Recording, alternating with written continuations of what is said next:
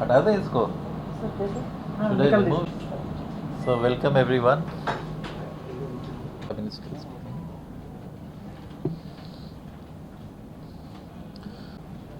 Thank you so much. Thank you.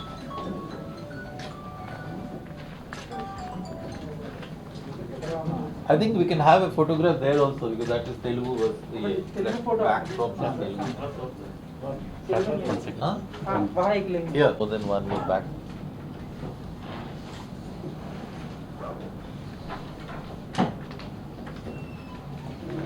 I will start in a conversational mode and suddenly I will switch over to the topic. I am very happy that all of you have come. This press conference is basically meant for sharing information with the media about a particular scheme of Government of India, that is Pradhan Mantri Gramin Kalyan Ann Yojana, which is better known as PMGKAY. As we all remember, last year also during the same time, especially in the month of April, when the number of cases of COVID-19 were going up, in the month of March, the lockdown was imposed by the Government of India.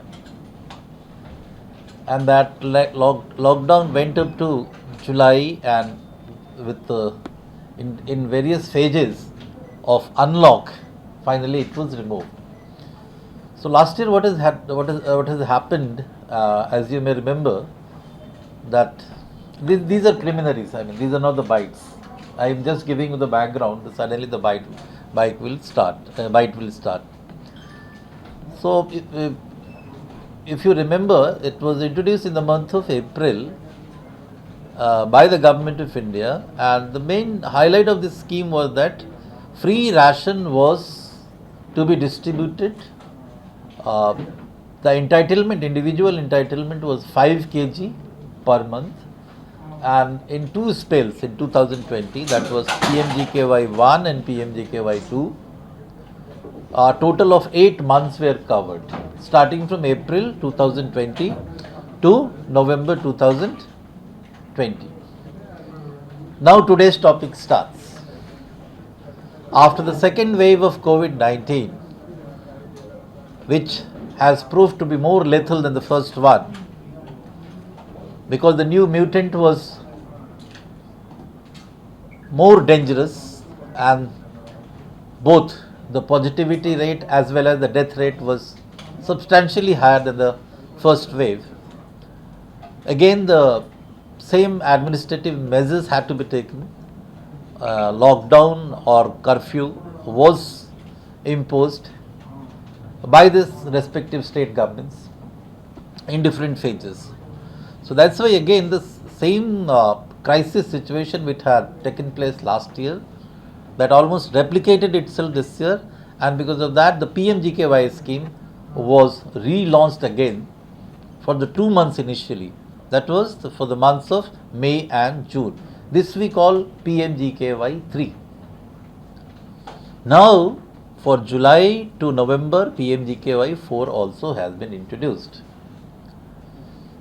For the nation as a whole, every month, if 5 kg ration has to be given to the intended beneficiaries, which has a huge number of 84 crores. PMGKY scheme covers a huge size of beneficiary, that is 84 crores. And to take care of that, every month around 40 lakh MT, 3.98 something, 39.8 something, 40 lakh MT of food grains is required, that is 4 million metric ton. Now this scheme having been introduced for 5 months now in PMGKY 4 will require around 198 point something lakh MT of food grains. Every month this scheme requires around 13,200 or something crores of rupees. So again for 5 months it will be close to 66-67 crores. So it is a huge program covering 84 crores of beneficiaries all over India and involving distribution of food grains to the extent of 40 lakh MT per month with a budgetary requirement of more than 13,000 crores of rupees. If we talk about Andhra Pradesh, the allocation is 1.34 lakh MT, and for this 496 crore rupees is required every month. In all the phases so far, all the spells PMGKY 1, 2 and 3, Andhra Pradesh government has distributed the entire allocation under PMGKY, and for PMGKY 4 also we are all set to distribute the same. Apart from this, what needs to be mentioned here, that to meet this additional requirement, which is as high as regular PDS allocation, transportation of food grains had to be taken at an unprecedented level. So last year also we have succeeded in that, and this year also we have assured that sufficient stocks are in position in all the states to take care of the PMGKY requirements of the spell 4, PMGKY 4. So these are the emergency responses actually. Let me repeat one more thing which I had shared with you last year also, that apart from this major program of PMGKY, there were some other schemes also which were actually meant for addressing the distress of migrant laborers and then some people who we call non-NFSA categories, that means who were in need of such assistance but who were not having the ration cards in place, so what we call non-NFSA category. And then open market intervention also was done, through which the food grains were being supplied to the NGOs at subsidized price. The NGOs who were actually involved in providing relief to the people who were distressed because of COVID-19. So these were the schemes meant for addressing the abrupt crisis which was triggered by and caused by onset of COVID-19 last year. In the second wave also, the same set of schemes have been relaunched and are well underway. These were the emergency responses. After that, the regular PDS is going on along with that. And then one new intervention that I must share with you here, because that is of historic dimensions. That program relates to the distribution of fortified rice to the beneficiaries of what we call midday meal scheme, MDM scheme, and ICDS. So as you might be knowing, that these are the two schemes which actually address the nutrition related issues of the vulnerable section, that is children and mothers, pregnant and lactating mothers. So this scheme of supply of fortified rice scheme, this is a path-breaking scheme because it moves further from the concept of food security to the concept of nutritional security. This scheme also has been started, and we have the figures, latest figures. If you are interested in getting that, we can share the information with you.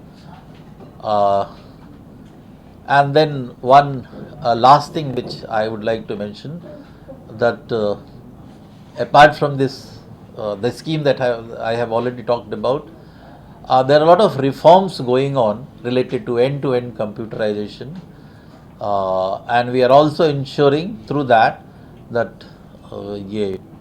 farmers whose produce we purchase, they get the money directly in their own accounts through electronic transaction. This has been primarily done to do away with the middlemen who were very active so far. So that's one measure that has been taken everywhere now in India. Andhra Pradesh is one of the pioneers in that. And second thing is that if you go to the fair price shops, you will see what we call EPOS machines. That is point of sale. Now EPOS machines are there. That means there is an internet connectivity in that. That again is very important. Why? Because unless and until we have that facility, internet connectivity in that, we cannot implement another important scheme, what we call one nation, one ration card.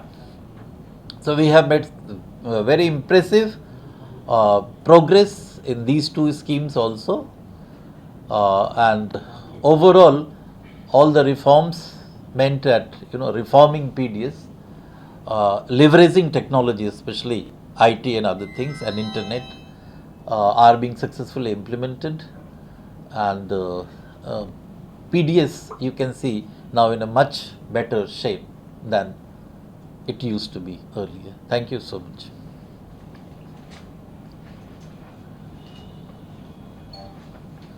कितना हुआ? 3-4 minute हुआ? Is it sufficient, right? Or I want to speak? I need to speak more. 10 minutes. 10 minutes हो गया.